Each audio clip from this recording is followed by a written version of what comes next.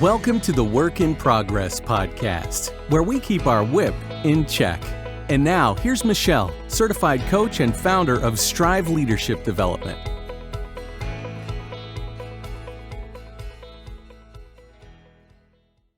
So, welcome to the Work in Progress podcast. This is episode number 62, and I am so excited to have such a fabulous guest here today, Alaina Money-Garman. She is the founder and CEO of Garman Homes. She is also very well known for her award-winning blog, Build Like a Girl, amongst many other wonderful accomplishments, achievements, things you've done, given back, charity, like the list is so long, Alaina, and I know we're going to talk about a lot of those things, but that's why I wanted you here today, because you have so much that you've done, and it's come from your heart, and it's so genuine, and how you've built your company and also used your company as a platform for being able to do these other things, or at least that's my perspective. No, Tell me, is that, yeah, I think so too. So what are you, how could you possibly name one thing, but what are you most proud of in all of these accomplishments? First of all, that question just gave me chills. Thank you for that super generous reflection. I'm proud of being here. I'm proud that we still exist. You know, that Garmin is, you know, that I have this company that I could be as audacious as, you know, having a tagline that's joyfully built, meaningfully different, and have it be true and not feel like a fraud. I mean, I'm most proud of that we are joyfully built and meaningfully different, and we're able to do this like Robin Hood approach to our success, which is to take the money that we earn and then push it back into some cause that we care deeply about. And, you know, I don't know if you remember this or if you're going to bring it up, but you were a huge part of this, a huge flexion point in our career at Garman Homes. And our trajectory of success and giving back was when you invited me to build the Miracle Home. The radio. I did not realize that was impactful in your decisions, but hugely impactful. Yeah, because it was the first time we said yes to a project that felt a little bit beyond what we could comfortably say yes to. And I think your first making peace with being uncomfortable in your business, I think as owners and as founders, we acclimate to the altitude of like super high risk all the time. And then you hit that flexion point where you're like, oh, I just want to go a little bit further and into something that's not just strictly financial or ambitious in a way that's traditional metrics of business, but personally fulfilling that ambition. When you invited us or encouraged us to do the Mix 101.5, the radiothon for Duke Children's Hospital, and you had done such a beautiful job at Terramore Homes, and so had Homes by Dickerson. I really felt so honored to be invited to that sphere of change makers, and really wanted to do it justice. And it spoke to kind of a lane, I think, another lane of inspiration for us. You know how you're motivated by whatever you're motivated by, but it was the other lane that was like, oh, I really want to do that. I want to like point to something and be like, we did that. We made a big difference for somebody. We made a big impact. And yes, so good. I'm so glad you're saying that, because you are right. There was a legacy of other builders prior to even us who had done this project and taken every year. They had a wonderful builder. And at least at that time, I'm pretty sure, I might have to fact check myself, but I think they were all local builders up until that point, at least. And it's exhilarating to do it. Like when you see what you can accomplish. And so, I mean, others inspired me before. Hopefully that continued to inspire others. And it's been that, and other things have been sort of the way of a lot of local builders. And I don't want to limit it to local builders, because it was many others as well, but so powerful for a community. No matter what, for a community of people who live in the same community, no matter who you work for, it is such a powerful thing to do. And I think exhilarating for everybody, and bonds everybody together. It is. It's super galvanizing. And I always want people to feel professionally challenged that they work for Garment Homes, but also personally fulfilled. I never want them to have that. Because I've worked places where I didn't feel that level of fulfillment. And everyone does. That is the normal trajectory for careers. You don't come out of college and your first big job and you're like, I've made it. Like, is that a lot of people don't know that? That's a really important point. That's a great. You have to go through that, I think. Yeah. You have to go through what you don't want to understand what you want. Yes. There's always a gift and a problem. Like eons ago, I think I read The Tao of Pooh. I mean, what is this? Winnie the Pooh, the Taoism of that character. And it said that there's in every problem, there's a gift. Yeah. And so that stuck with me. I think I was a teenager when I read it. And so when I'm in those places, I try to recenter myself with that. There's a gift here. I'm learning something and I just need to take that information. So when you start out in your career, you're kind of like, something's missing and you can't really articulate it because you don't know what you want yet. And so I feel like those things evolve and you figure out, like, I really want people who work for Garment Homes to feel a sense of fulfillment that just is that extra layer. It just makes you want to give more, I think, personally. You want to put yourself into something more deeply because it's personal. It's a reflection of your values or your beliefs or, one of our Garment differences is give it back. And so there's 4 things that make Garment different. And one of them, which is my favorite, is give it back. And it means for every home we build, we give back to a cause we care deeply about. And it's sort of evolved. It used to be just Habitat for Humanity, who we're on our 14th home. Wow.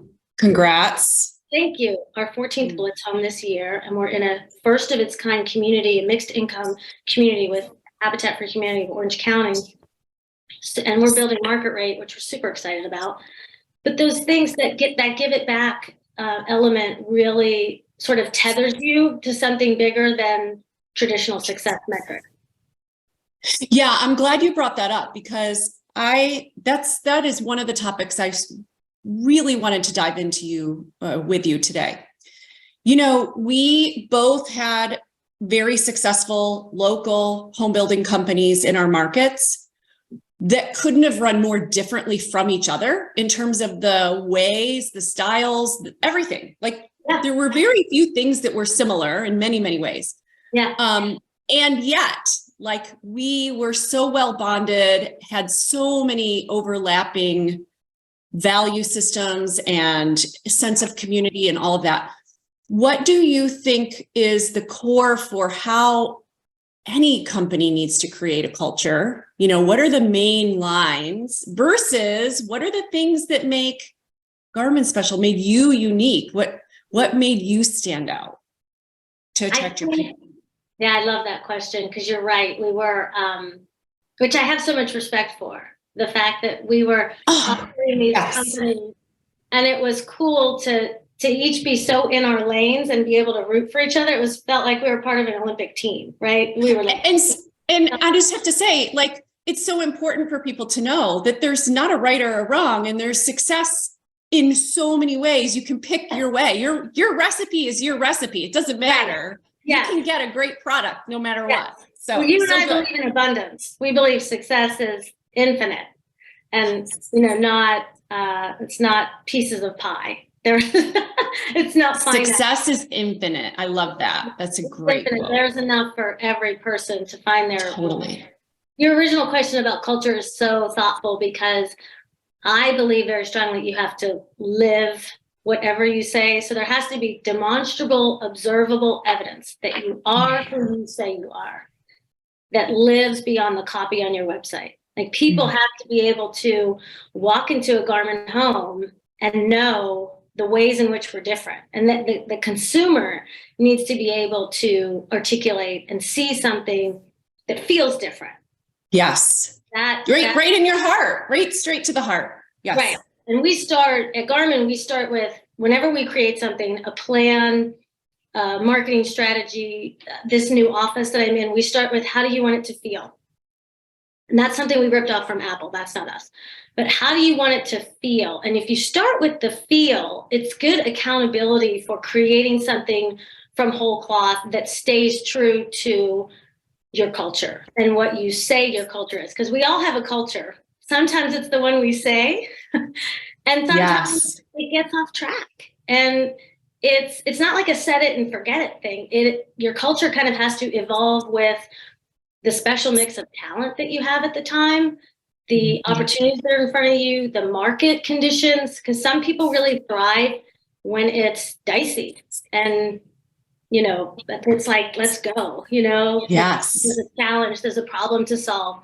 But I think for a lot of people, they need those ideal circumstances to really rise. And so this whole idea of a rock star culture is that rock stars thrive under non-ideal circumstances. When things are the worst, you arrive at your best. You find a way to bring out your best. And so for me personally, that's been a journey of, and success is a journey of transitioning from external validation to internal validation. And so that's something that we try to talk about and train our leaders within Garman Homes about how you measure your own personal success, how we measure the success of the company, and where that comes from. What were the metrics? Well, you can't control the world. You can't control whether somebody buys a home or not. There's so many things in every industry in the world, but you know, we relate well to home building together. There's so many components you cannot control. Yeah, we always say it's it was easy, everybody would do it. Yeah, right. And it's easier to count the things you can control, which is probably pretty much like two: yourself, how you think, and how you act. Right. Right. And that literally is the only thing you can control. So really and that helps, I think, reduce the noise. Yes. Right? When there's so much simpler. Yes, it's so much simpler to just focus on the things you can control and be really great at those things and decide what those things are. I think that is one of the similarities between your company and ours is that we decided who we wanted to be. We were very intentional about how we wanted to show up in any circumstance. And so that sort of informs every decision. It's not copy on a website. It's the projects that you choose. It's the things you say no to. It's the things you say yes to. It's the ways that you stretch and grow and get comfortable being uncomfortable to reach the place you want to go. And the partners you choose and the relationships you build or not, right? Or not. Yeah. I think or not is more important than. Agreed. Yeah. Because Agreed. I have this very woo-woo sense of the universe. I'm not very religious, but I do. I respect faith and religion tremendously. For me, it is about the universe and how the universe will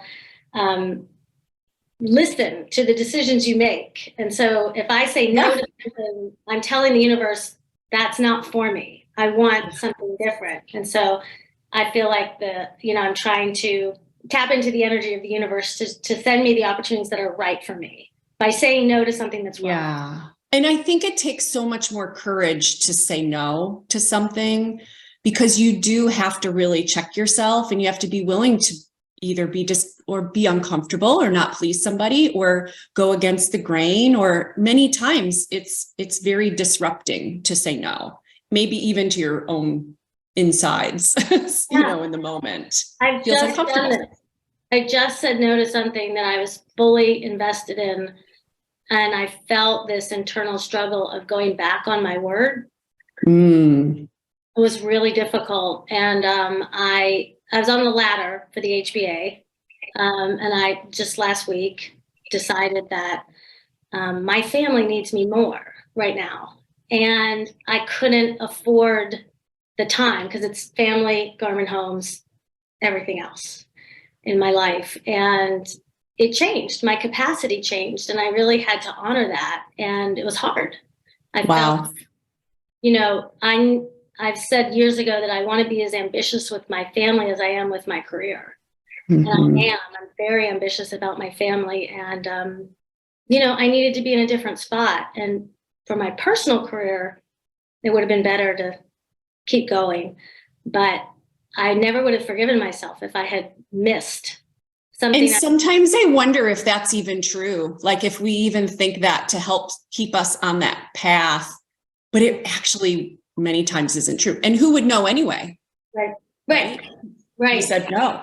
But I love that story so much. And I want to tell you that I firmly believe in talking to so many successful people, knowing so many leaders, that recipe, family, then work, then everything else, makes far more success long term than the opposite of that. I agree. Yeah. It's too the rest of it feels empty.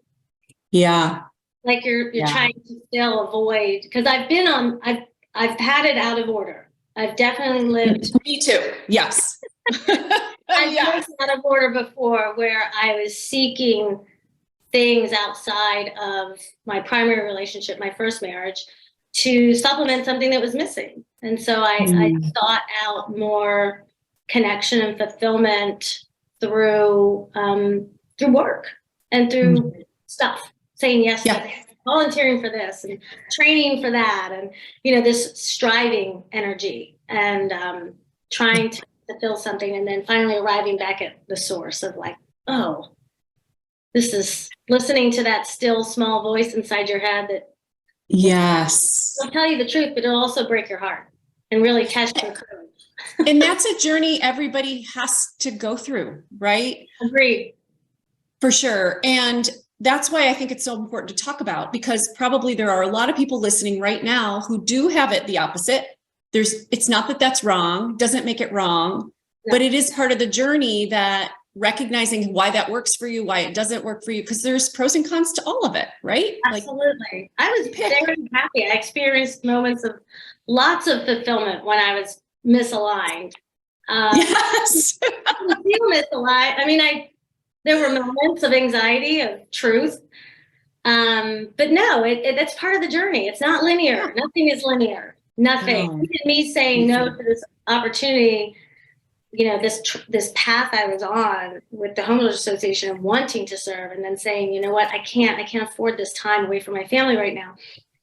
It's a step back towards a step forward. Like one of those little racing cars. Those little cars our kids used to play with, where you pull it back and then springs. Yes. Right. Sometimes you have to go back to launch. You do. And becoming aware of that moment in real time, and understanding what's happening, not beating yourself up too badly about what you're doing, just allowing yourself that moment of reflection and pause. And then still believing, still having faith in your own path, and knowing that you're being propelled towards something you were supposed to be propelled towards. And where are the other gifts? Who is going to get that opportunity now who might not have had it otherwise? Yeah. Like that's a beautiful gift you've given to somebody else who wasn't going to have that. Yeah. We have to leave space for everyone else too. Yeah. Our journey doesn't happen in a silo. There's people. No. Success is infinite. Yeah. And I love that. Yes. So you kind of alluded maybe to something, but tell me, like in your career, what's been your biggest learning opportunity, AKA failure, AKA whatever we want to call it, right? Mistake. Where has been your opportunity to really give yourself the chance to pivot? To what's the wake up call then? Like, where can you think of a time when that was significant for you? Yeah, I started Garman Homes with Jim the year when Garman was one. So Jim had been operating on his own for a year. He'd sold 12 houses, and I called him up and said, I want to start your sales team. And I sold 11 houses the next month, because we're salespeople. And I was a sales manager, and then with Build Like a Girl, I started to build. Then I managed construction. Then I moved to division vice president. Jim said, once you can procure land, you can be division president, because you're operationally running things. And so I did that. And then Garman was getting bigger than my operational capacity. Yeah. And I was either going to let Garmin be limited by my own abilities, or I was going to let it grow beyond me. And it was heartbreaking. I started this company and then it kind of grew beyond me, and I became an owner at that point. What was heartbreaking? Not to interrupt you, but what part of that was heartbreaking? The business is such a personal reflection. I guess the best analogy is it's like a child, right? Yeah. So you raise it and then it grows beyond you. And you and I have a child the same age. My oldest is the same age as your oldest. And so, that flexion point when they go to college and you're like, oof, like this feels heartbreaking to me, like that we're at the end of a journey and the beginning of another one. But I couldn't feel anything but the end. Right. And it really took kind of every ounce of good self-talk to not feel like a failure, not feel like I failed the company, but I also didn't want to limit the company. I loved it enough to see, like, I want to see how far this can go. So I needed to hire somebody smarter than me in the ways of operational production and execution.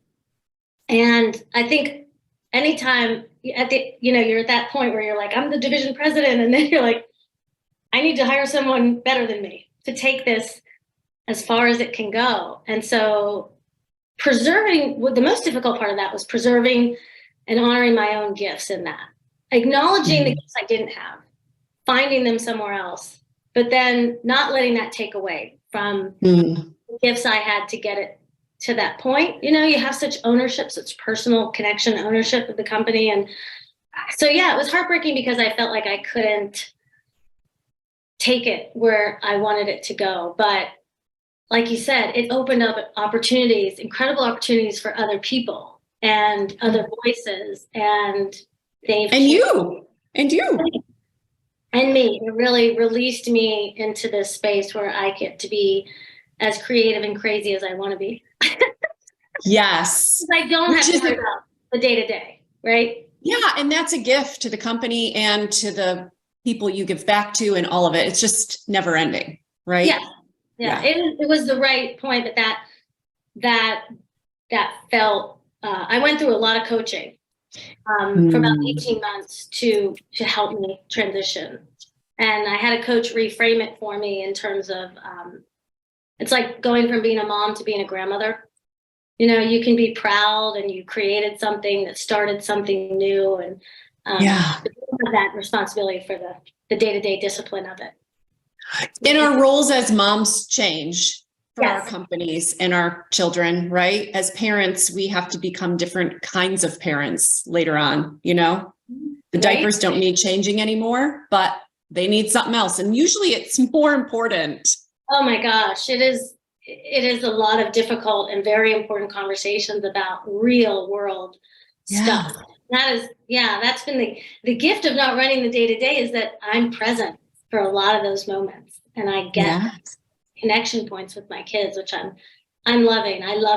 I would take a teenager over a toddler any day. 100%. My love and support goes out to each of you negotiating with a toddler today to do anything. Get in the car, get out of the car, anything. It's just so exhausting. My heart goes out to every woman and man in Target that's negotiating with a toddler. Well, and you just get to be more connected to your team too. Like everything that applies to your parenting gets to apply to your team, because you get to see and help them reframe now. You get to coach them. You get to develop them. And that is a beautiful place to be as a leader. And they want this from you. Like they're hungry. I'm guessing they're like, give us more, Alaina. We want more of you, right? Yeah, it's sweet. It is nice. Yeah, that I get to dive in. I still name all of our plans and our collections because it's something very personal to me.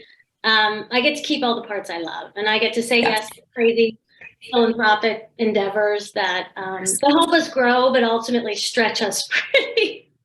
Yeah. That in the pursuit of something wonderful, hopefully. I love it. So you kind of mentioned this too, but tell me, any mentors or role models in your life who are jumping out at you as, you can really credit them for helping you be where you are today? There's many. I mean, I would locally here, people I have a personal relationship with, Jen Nowak and you. I mean, having two other women in the industry who, there aren't many of us that were at the top of an organization or of a position of great influence. And so I always felt some support. That's so important. Yeah. And I feel the same way, of course. Because you walk in a room where you're one of very few or the only woman. And it's, I have this internal monologue. It's like shoulders back, head up, look them straight in the eye, shake them, shake their hand firmly and show up exactly as you are, whole, and deserving and worthy of being in that room. And a lot of times, even if you're not walking into a room where you feel marginalized in some way, you need that moment of like, I'm here, I have arrived, I'm going to make the most of this moment that's in front of me. So I would say locally, Jim, my partner in business and life, my husband, who always believed in this version of myself that I sometimes would discount because I was like, you love me. But, even before we were married to each other, I would discount his opinion because he was so close to me. But then I realized that this person that's seeing me at my worst still believes in the vision of my best. That is beyond even my own comprehension. So I should really listen to that voice. I should turn down the voice of the haters and turn up the voice of the great. That's great advice. I love that. He really helped me see that, I was limiting myself. That there's a version out there that's even greater than any of us can imagine for ourselves. And everybody has that. Everybody has a potential of what we think we can do. But I would say outside of that realm of people I know personally, I adored Tony Hsieh, the founder of Zappos. His story, his book, Delivering Happiness, was sort of life-changing in terms of my professional life and validating in a way that you could be kind of ridiculous with your customer service and your attitude and your outlook, and you could show up crazy and different and still carve out your own path towards success. I didn't look like anyone. I didn't like anyone who had this path. And I was trying to carve my own path, and I'm sure you were as well. Just that permission to keep carving the way that feels authentic to you. That book was really life-changing for me. And I visited Zappos and I got to see it in person. And then when he died, I was really heartbroken that when you're the crazy one, that it fatigues you because you're constantly being asked why you're doing it differently, and that it wears on you. That you don't always stand up straight. You're kind of like, oh, I'm so sick of not fitting in, but your not fitting inness is what got you to that point too. So he's an icon. I adore Tony Hsieh, and anybody who reads Delivering Happiness, his story is just incredible. Sarah Blakely from Spanx, I love her. I think she really bootstrapped that company and built it into something amazing. And her connection with her customers and I follow her on Instagram, and her Monday motivation, she always has a mug and with a saying on it. And her, I felt like she was as ambitious with her family as she was with her company. And she just believes so strongly in what she's doing, which is what it takes. It does. You have to be the one that's standing there just believing despite any evidence that it would be true. Despite all evidence to the contrary, there has to be someone standing there and just still believing. Yes. And she did it. And she's, paved the way and made such great opportunities for so many women. Yeah. And then Reese Witherspoon, I adore her refusal to stay in a box.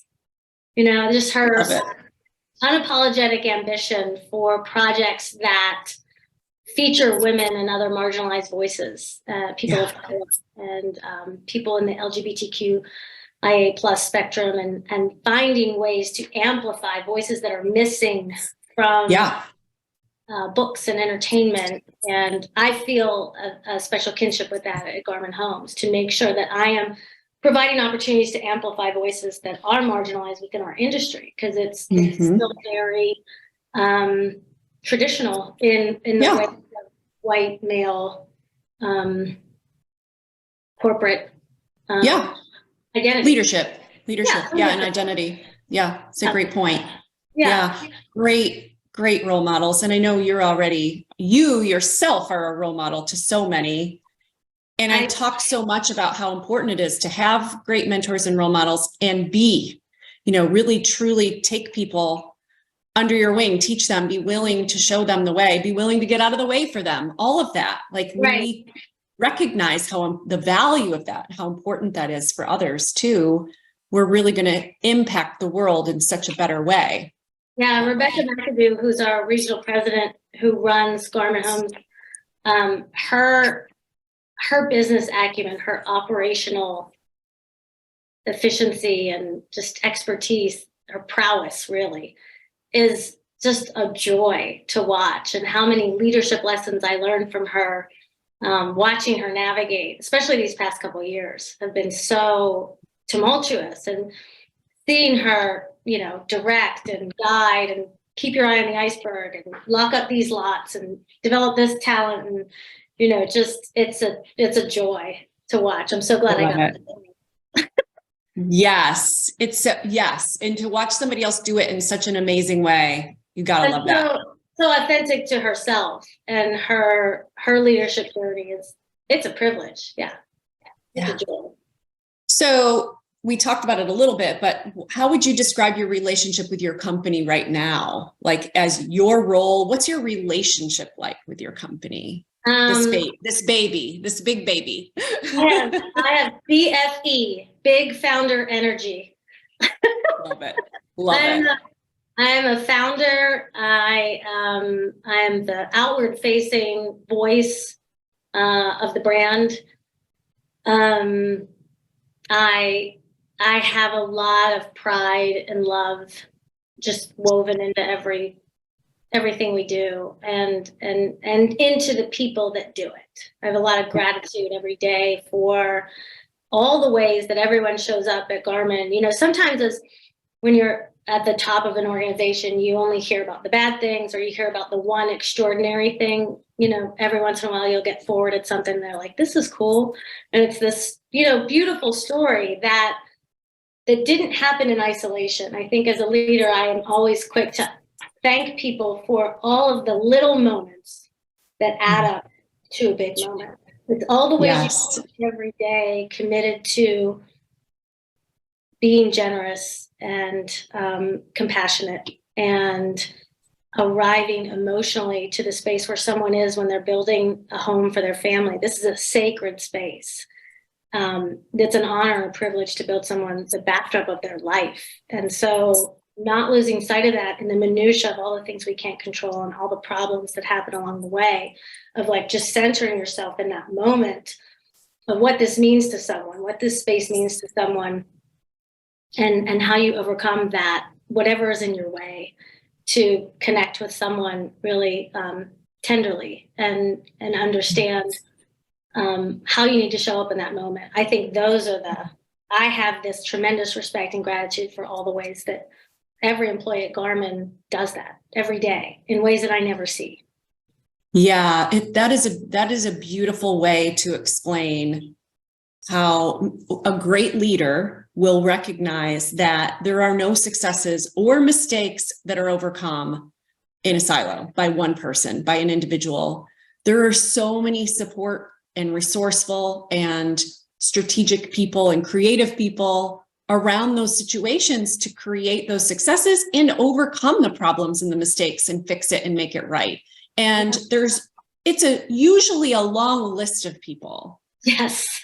Not one team, not one department, not one individual. It took a lot, and they all had a part in it. And if you've done a good job creating a team, which you have, that's true. Yeah. Yeah. Our manifesto says every interaction is an opportunity with infinite potential to be to care, to grow, to learn, to show respect, to receive it in return. It's that every interaction opportunity moment, every interaction we have with everybody inside and out of our companies, our families, our support networks, people within the townships where we build, everyone. Yeah, everyone. It is an opportunity to connect with someone kindly and meaningfully. And so those moments are the ones, and that is my role at Garmin, is to try to see those, to try to help people arrive at that moment in a space where they can be generous. And in this world today and going forward, that's going to become so much more valuable because it's becoming more and more rare to find. It is. So it's a special ingredient to have. It is. I always say resist the temptations to connect the dots on someone. When we meet someone, we see, everyone is this infinite number of dots that creates their personality. Those connect the dots that kids do when you're waiting for a table at brunch, usually. Yes. When you see a person, you might see like 3 giant dots, but you don't see all the tiny dots that comprise this person. We make a judgment on the ones that we can see, and we either dismiss them or credit them or make some kind of snap judgment. But real connection is about earning the right for that and the safe space for that person to reveal their dots, the rest of their dots, and understanding their depth, understanding their reality and how they arrived at that moment, and how that's informing your interaction with them. Yeah, you have to earn that. You have to earn that. Yeah. You do. Yep. I love this. Tell me today, how are you a work in progress today? What is your work right now? Thank you for being so vulnerable in advance. I love that assumptive close, Michelle. You're welcome. We just built our dream home. And I don't say that lightly. Like, there are very few people in this world who get to build their dream home. That is a huge privilege. And I felt like when we Congratulations, by the way. That's Thank amazing. you. My husband and I have been married to each other since 18, but we did not blend. We wanted our children to arrive at a point where it felt good to them too. And they had adjusted to a lot of change. We wanted to honor that. And we had the financial privilege to do that. I want to acknowledge that. But we built this home together, and it felt like, my husband was in the driver's seat while we were building, and I was in the passenger seat. And there were moments where we would switch during building, things that I'm better at and things that he's better at. Yep. And then once we moved in, that homemaking, that making of a home, I was in the driver's seat and he was in the passenger seat. And that, we wanted to create this space where everyone could arrive, right? Two families fully in progress. Talk about a work in progress. So I have my 3 kids and he has his 2 kids. My mom lives with us. We built a guest house to hopefully join us if and when it makes sense for her. And so that moment of pulling all these people together and making sure they feel loved and accepted and safe, and that their original families feel honored, and that this new formation feels honored, is a lot of emotional energy. And I was doing that thing where you're like, you're putting all this energy out, and I stopped running. And so for me, running is like my return to myself. Yeah. And I was setting up the house, and it's really, I wasn't putting an oxygen mask on myself, that filling it back up. And then, I'm vain enough to be upset when my clothes don't fit. So I, it wasn't just mental, it was this physical difference that bothered me. So I just had to, I am a work in progress in terms of balance. I always say, like, balance to me feels like a huge myth. I have always just kind of tried to swing wildly to the place where I'm needed the most and be as present as possible in that moment. I'm not keeping score of like me, then them, then, then work, then this. I'm not habit driven enough to do that. I think for some people they are. So I just try to kind of show up where I'm needed the most and pour into it. And so I'm a work in progress in terms of balancing everybody's needs and my own. Yeah. It's really hard. And it's because I don't want to miss it. I have this like FOMO about my family and the business. And so I want to be all places, but I can't be. I can't. And I can't rush trying to get to this place where I think our home is finished. I just need to stay present and enjoy where we are right now. We have lots of, I want to enjoy how far we've come. I want to look forward to where we're going and just be. So I have to keep myself in that center and not spend too much time looking back or looking forward.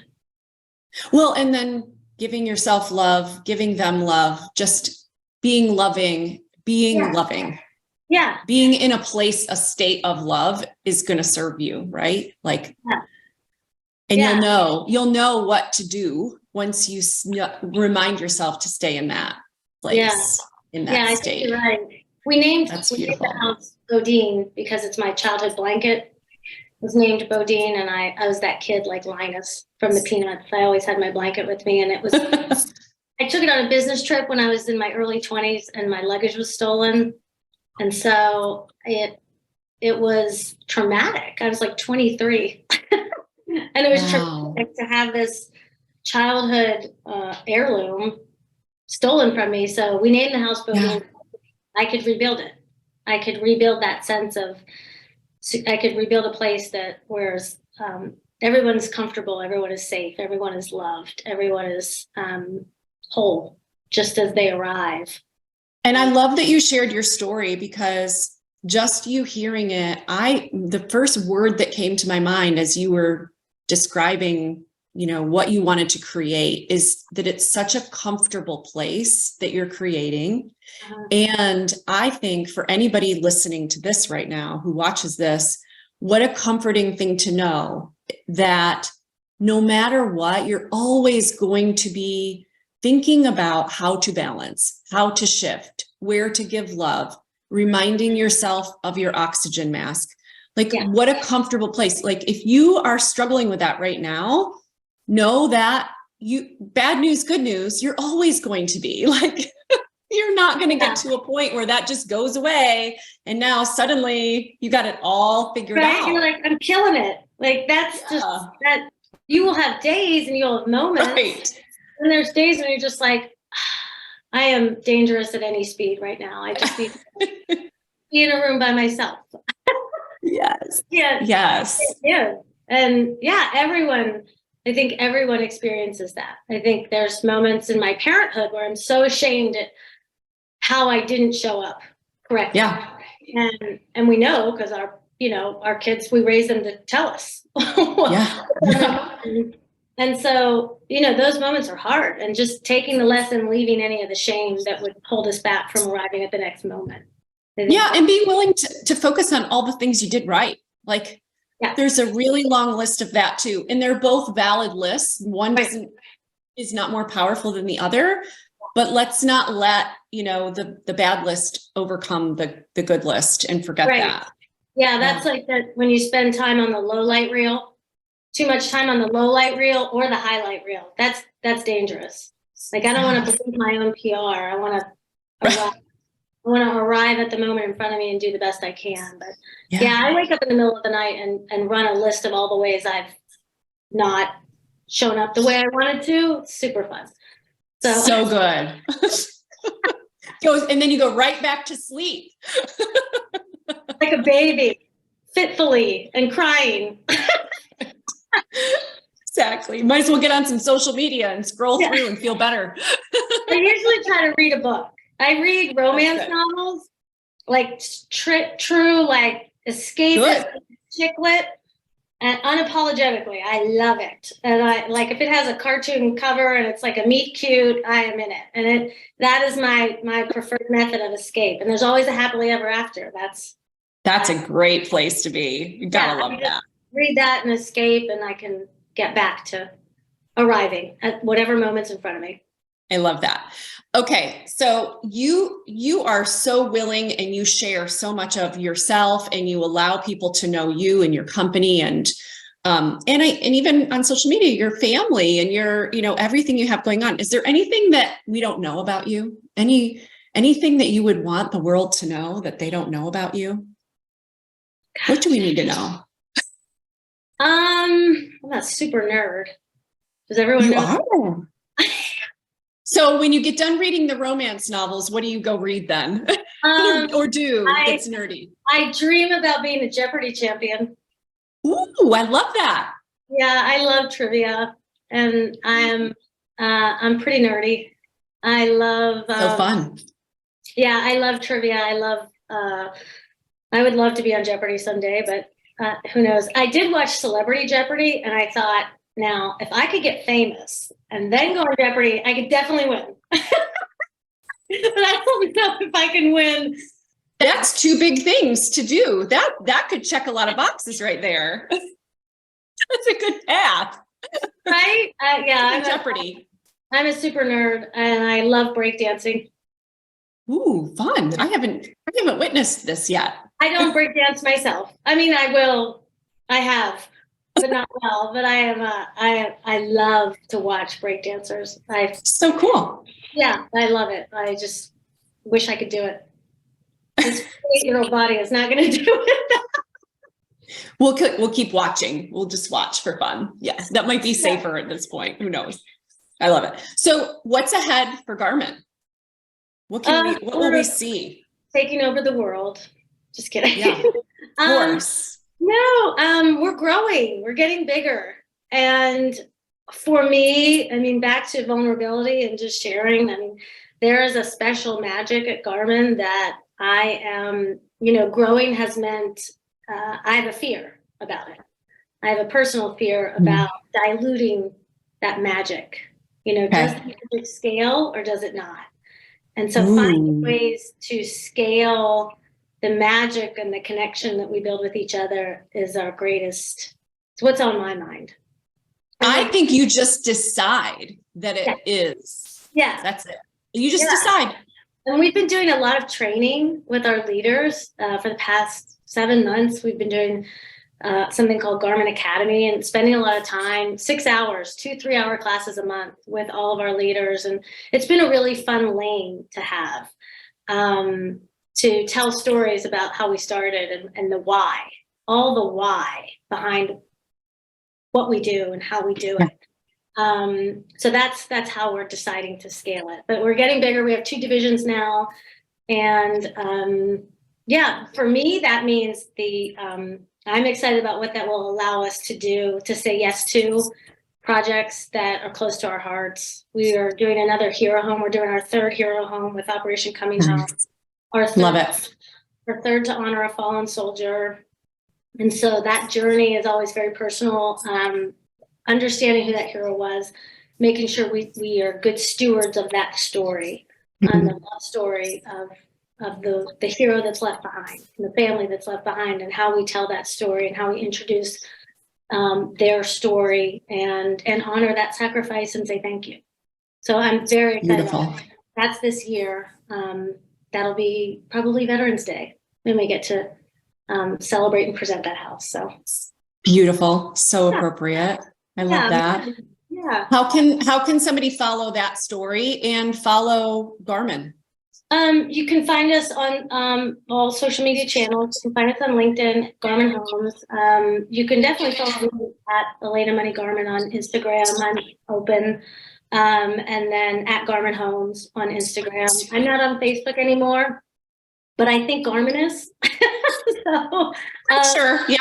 You can follow Garmin there. And the Home Builders Association, Operation Coming Home is the organization for the hero home. So we will have some ceremonies coming up where we like to write a message inside the framed home and on the studs to really sort of make those intentions known into that space, so that we hold the space well for that family, and we fill it with all the good stuff we want to fill it with, all the things we wish we could say to the hero in front of us. Beautiful. I love that so much. And I can't wait to watch that and follow along and watch the emotional journey that I know that is. That is huge and so beautiful for your company to get to be a part of that and everybody in it. It is a get to. It is a get to. It's such a huge honor, and it's an honor for our trades too. They've left, and they're so generous. We could not do it without them, without the developers. Everybody is so generous and so willing to put their money where their mouth is and to really say thank you in a way. It's a common ground. I feel like there's not a lot of common ground that people have out of the gate these days, and we sometimes are very susceptible to being divided. But I feel like Operation Coming Home has always felt like a space where we all share this service and this patriotism and this respect for those who serve. And so I feel like that is a space I want to be in, where I feel like everyone's invited and we share something pretty meaningful. So beautiful. And I think anytime we're creating something where everybody can really get their own emotions involved and really come together for something, that is what keeps us united. And it, like you said, despite all the reasons we might not be. So it's such a beautiful space to create. And as a leader, to be able to do that for your people and the community is incredible. So you're an amazing role model, Alaina. And I am so appreciative of you coming and sharing so much of your story, learning new things about you, and just hearing the story of Garmin and how you have grown as Garmin has grown. And watching this baby take off. What an inspiration. Thank you so much. It's so fun talking to you and talking about stuff. And, I think what you're doing is so magical for people, because when we were doing this, it would be, we'd see each other at MAME, or we'd see each other at an award show, and just sort of fill each other up for a second. I see you, you see me, and I'm excited for you. And I think people need to see what leaders are really thinking about.